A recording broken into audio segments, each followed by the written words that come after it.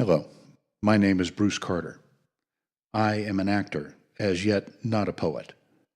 I admittedly concede that the prose I am contributing herewith for Last Saturday Poets is not an original composition, but believe it to be timely for consideration in this audio anthology.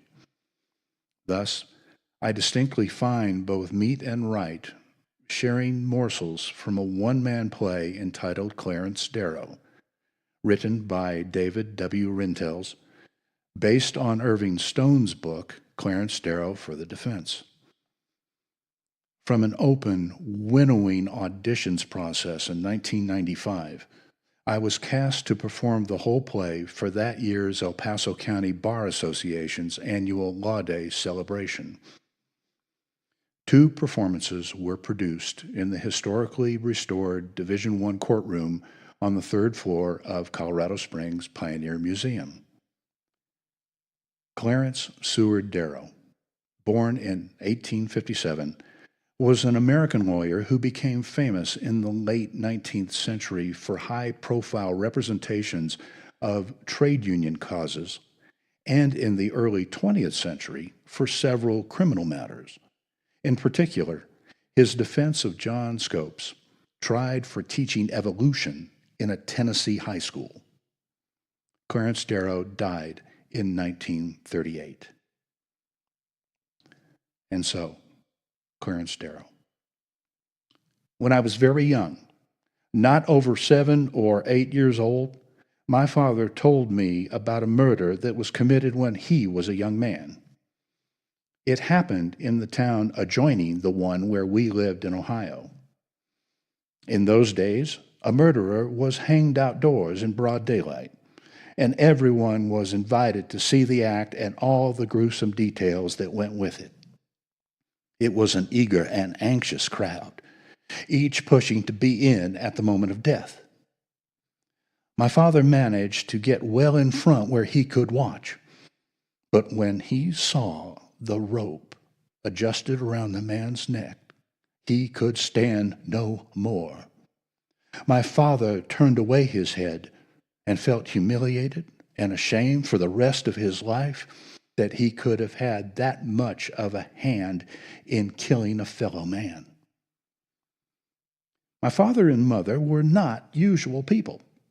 They were freethinkers in a valley full of rock-ribbed religionists. The only Democrats among Republicans for as far as you could see. The only intellectuals. Would you believe my mother thought women should be allowed to vote? And even said so, right out loud, as early as 1840? And I remember this perfectly, even though I was only 7 or 8 at the time. She never protested when my father kept me out till midnight riding with him on a hay wagon. Because buried under the straw were slaves my father was helping to escape from south to north, from slavery to freedom along the Underground Railway. Yet my father always did just enough work for hire, carpentry, house painting, driving a hearse, to be able to buy books. Hebrew, Greek, Latin, law, metaphysics, science, religion. He loved his books. He loved us to read them. If I became anything at all, I owe it to my father's patience and his books. And to be honest about it, to some plain hard work on my part. When I was 9, my father set me to work on the hottest summer day I can ever remember, hoeing potatoes. And after I had worked hard for a few hours, I ran away from that hard work, went into the practice of law, and have not done any work since. Why the law? Well, in Kinsman, on every 4th of July, when Squire Allen got through reading the Declaration of Independence, which we thought he'd written because he always read it, he introduced some lawyer from the county seat. I had seen the lawyer's horse and buggy at the hotel in the morning, and I thought how nice they were and how much money a lawyer must make. He never seemed a bit afraid to stand up before the public. I remember his boots looked shiny, as though they had just been greased. He talked very loud and waved his hands and arms a great deal. The old farmers clapped and nodded their heads and said, "Mighty smart man, great man." I've never been sure I made the right choice. The law is a bum profession as generally practiced. It's void of idealism, almost poverty-stricken as to any real ideals. But I only learned that after I was in too deep to get out. My trouble was I was fascinated by the idea of the law, the clash of good minds, the people I'd meet.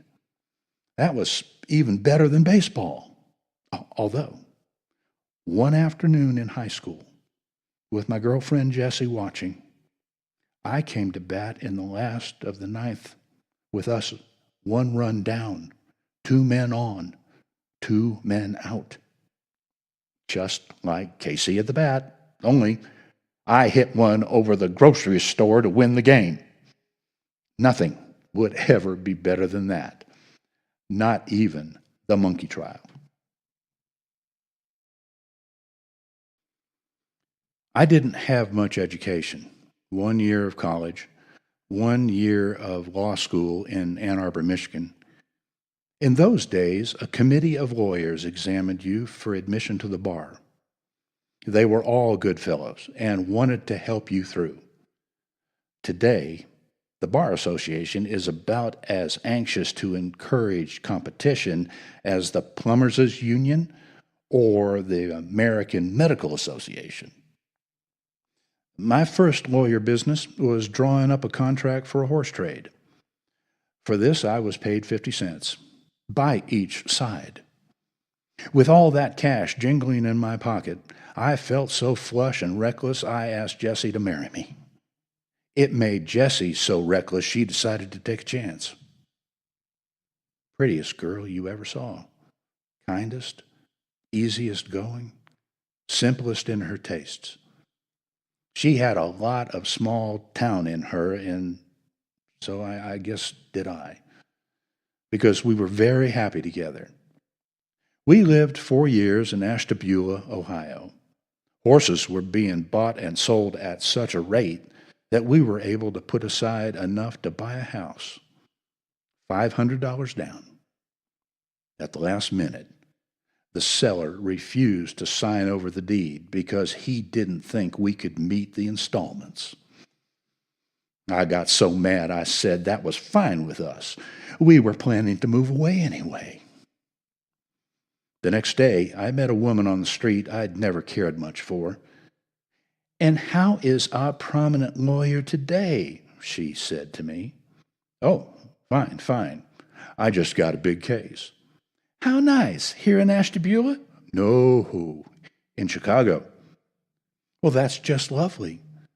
When are you going to try it?" "Why, as a matter of fact, tomorrow." The next day, I took the early train to Chicago. I had to. If that woman had seen me on the streets, she'd have told the whole town I was a liar, which I was. So I came to Chicago with straw in my hair, in a suit bought and fitted at the Ashtabula Hardware and Emporium. They tell me I've kept that look all my life. At the Scopes trial, some reporters were giving me a hard time. I told them I spend as much on my clothes as you do. The only difference is I sleep in mine. Chicago. I got to Chicago at the most shameful moment in the city's history, just after the people of that city had demanded and been granted the deaths by hanging of 4 men they called anarchists. Of all the men whose side I did not get to stand by until it was too late, the ones I'm sorriest about are the Haymarket anarchists. It began with the Chicago strike of 1886, when company police shot 7 workers outside the McCormick plant. A protest meeting was called in Haymarket Square. The meeting was peaceable. A little after 10, it started to rain. The listeners drifted away. There were only a few hundred left in the square when Captain Bonfeld, acting against the mayor's specific orders not to bring police to Haymarket Square that night, charged into the square at the front of 180 uniformed men. "We are peaceable," cried the speaker. The meeting was over. "We are peaceable." At that instant, from one of the buildings above the square, some lunatic, to this day no one knows who, threw a dynamite. It landed among the policemen. It killed 7 policemen and wounded 60 more. And it killed the socialist movement and the 8-hour day as well. 8 men were taken: editors, lecturers, printers. 8 men accused not of throwing a bomb, but of committing the unpardonable crime of writing that capitalism was the source of misery and crime. And the state of Illinois charged them with conspiring with a man unknown, or men unknown, in a place unknown, in a manner unknown, to throw the bomb. They presented evidence manufactured by the police, and during the trial, the judge admitted into evidence articles that the defendants had written, and told the jury that if they believed these articles had influenced the man who threw the bomb, they were justified in convicting the defendants of murder. 4 of the 8 were hanged. One, Louis Ling, the youngest, killed himself in prison by biting down on a dynamite percussion cap and blowing his head off. 3 were sentenced to long terms, and the people of Chicago pronounced themselves satisfied. Still, Chicago was an extraordinary place. It was life and excitement for me. New people and ideas, new talk and debates, and good friends like the great John Peter Altgeld, who helped me get a job with the city as Special Assessments Attorney. I didn't know what it meant either, other than it meant $60 a week. In the whole country, no one has it worse than the Pennsylvania coal miners. Men who work underground in 12-hour shifts, 360 days a year, without Thanksgiving or Christmas off. Men whose 10-year-old daughters work in the mills next to the mines for 3 cents an hour. The president of the Philadelphia and Reading Coal and Iron Company tells us, quote, "They don't suffer. Why, they can't even speak English," unquote. You say you love children, sir? I have no doubt that you do, just as the wolf loves mutton. You're a breaker boy, Johnny McCaffrey? That means they set you and 100 others astraddle the chute, and as the coal comes rushing down, you pick out the slate? What would you say that takes, Johnny? Quickness? You have to be quick to pick the slate out? Quick not to lose a finger, or a hand, or an arm? Has that happened to any of your friends? How many of your friends? Do they feed you, Johnny, before they send you into the breakers? Or do they give you anything beside the 1 potato to take down on your 12-hour shift? Do they let you see the sun all day long? Do they give you 1 day off all year long? You don't look very old to me. How old are you? When will you be 11? When is your birthday? You mine anthracite coal, Mr. Griffiths? How much do they pay you for that? $2.50 a week. That's for a 12-hour day, 7-day week? What vein are you working in? How is the air in there? What do you mean bad? Do you have headaches? Now, sir, go on and describe the effect the bad air has on you, the headaches and the eyes and the lungs. Did you ever go to a doctor? Does the company have doctors for the men? Any at all? Have you asked them for a doctor? And they didn't. Now, I want to ask you about the time you lost your leg. Did the company offer to buy you a wooden one? They acknowledged the accident had happened in the mine, and still they wouldn't? This demand for a decent life, for an 8-hour day at a decent wage, is not a demand for shirk work, as is claimed in this case. Gentlemen of the Commission, there is only one standpoint from which you have the right to approach this question, and that is what will make the best man, the best American citizen, to build up a nation we will be proud of. I have often told young men starting out in business not to make acquaintances, but to make friends. Acquaintances are of little value unless you want to run for office. And I know that each of you has a higher ambition than that. When I was a little boy growing up on the farm outside Kinsman, Ohio, I was taught to believe as an article of faith that any little boy growing up anywhere in America could eventually, someday, hope to become president of this great land and all its people. Now, I'm beginning to believe it. Being a lawyer, on the other hand, that's a different kettle of fish.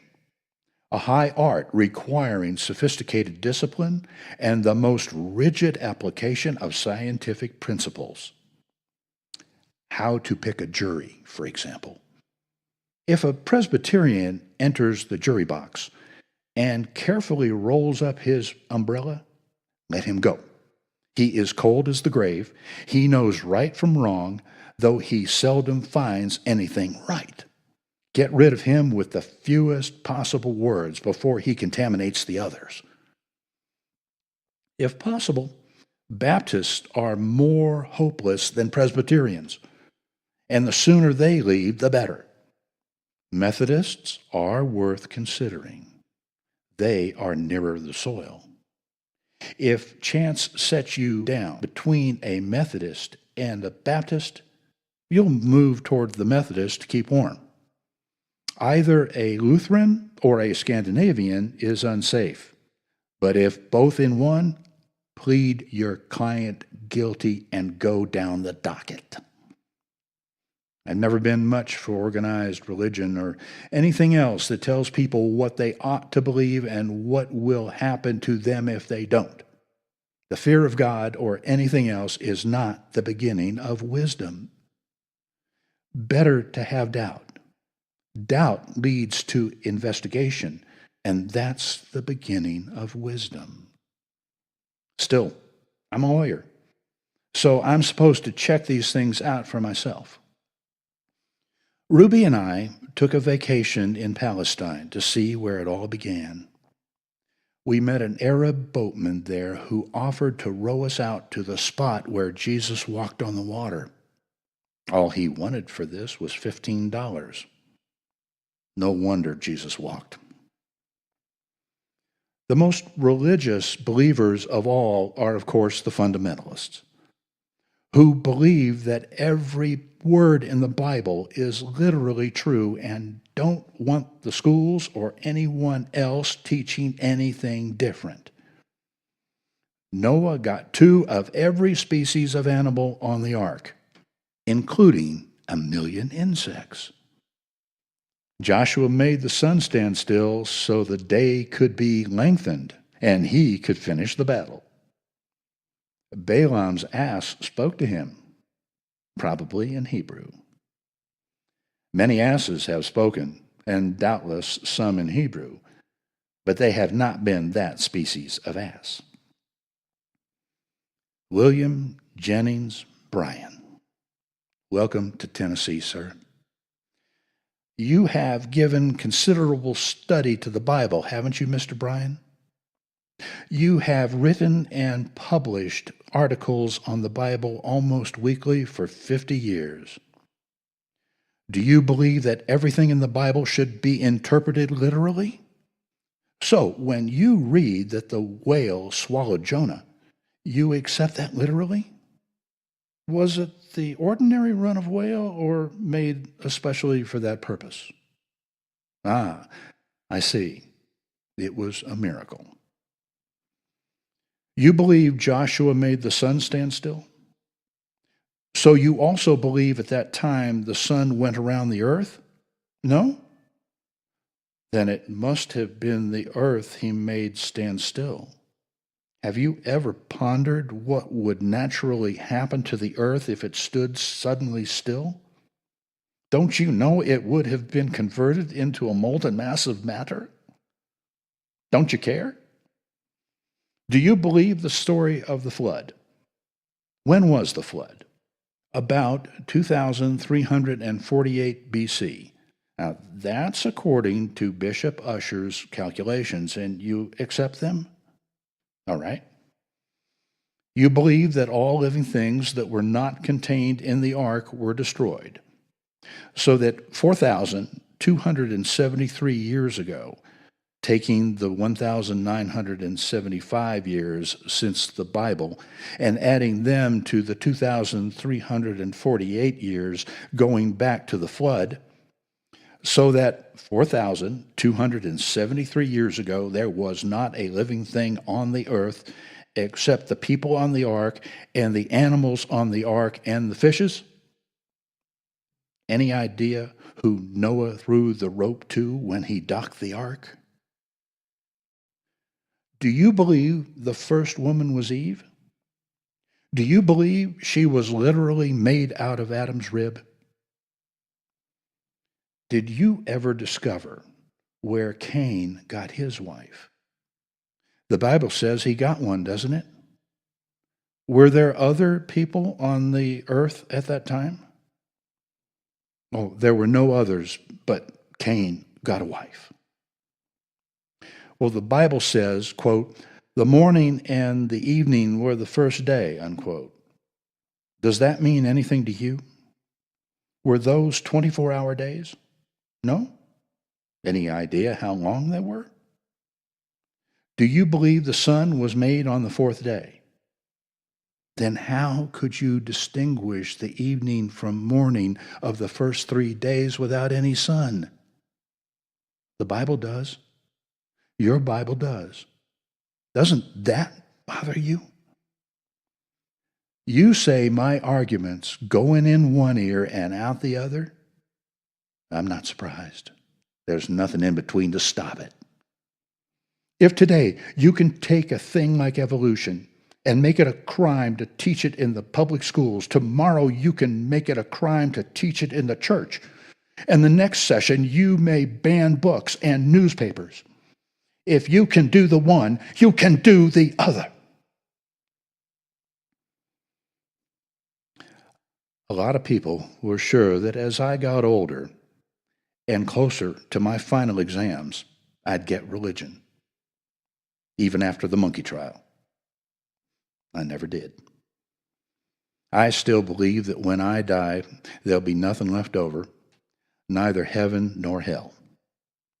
And Jess has a slightly different point of view. She believes there is a heaven and a hell, but it won't make any difference which one I go to. I'll have so many friends in both places. Once after a debate in which I said I didn't believe in an afterlife, A nice blonde lady asked me if there wasn't anything I did believe in. Well, I used to believe in blondes, but that was a long time ago.